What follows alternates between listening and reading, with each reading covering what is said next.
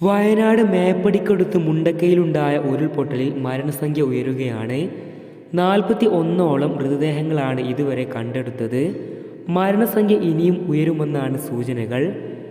ചാലിയാർ പുഴയിൽ നിന്നാണ് 11 മൃതദേഹങ്ങൾ കണ്ടെടുത്തത്. ഇത് ദുരന്തത്തിൻ്റെ ആഴം എത്രത്തോളം ഉണ്ടെന്ന് വ്യക്തമാക്കുന്നതാണ്. ഒരു പ്രദേശം മുഴുവനായാണ് ഉരുൾപൊട്ടലിൽ കാണാതായത്. ഉരുൾപൊട്ടലുണ്ടായ പ്രദേശത്തെ കാഴ്ചകൾ ഭീകരമാണെന്ന് നാട്ടുകാർ പറയുന്നു. ഉരുൾപൊട്ടലിന് പിന്നാലെ ഒരു പ്രദേശം തന്നെ കാണാനില്ലെന്ന് നാട്ടുകാർ മാധ്യമങ്ങളോട് പറയുന്നു. പ്രദേശത്തുണ്ടായിരുന്ന എല്ലാവരും നാട്ടുകാരാണ്. അവരെല്ലാം മണ്ണിനടിയിലാണ്. ഹെലികോപ്റ്ററിനല്ലാതെ ഒന്നും ചെയ്യാനാകുന്നില്ല.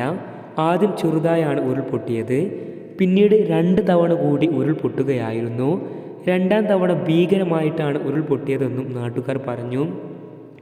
ഉരുൾപൊട്ടലിൽ നിന്ന് രക്ഷപ്പെട്ട കുടുംബങ്ങളെല്ലാം റിസോർട്ടുകളിലും മദ്രസകളിലും കുടുങ്ങിക്കിടക്കുകയാണ്.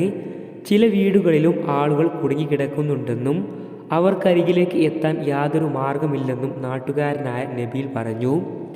ഇവിടുന്ന് കാണുന്ന കാഴ്ചകൾ ഭീകരമാണ്. വീടുകളിൽ കുടുങ്ങിയ ആളുകളെ രക്ഷപ്പെടുത്താൻ കഴിയുന്നില്ല. 400ഓളം കുടുംബങ്ങളായിരുന്നു പ്രദേശത്തുണ്ടായിരുന്നത്. അതിൽ എത്ര പേർ ബാക്കിയുണ്ടെന്ന് അറിയില്ലെന്നും നബീൽ പറഞ്ഞു. പുലർച്ചെ 1 മണിയോടെയാണ് കനത്ത മഴയ്ക്കിടെയാണ് മുണ്ടക്കൈ ടൗണിൽ ആദ്യം ഉരുൾപൊട്ടിയത്.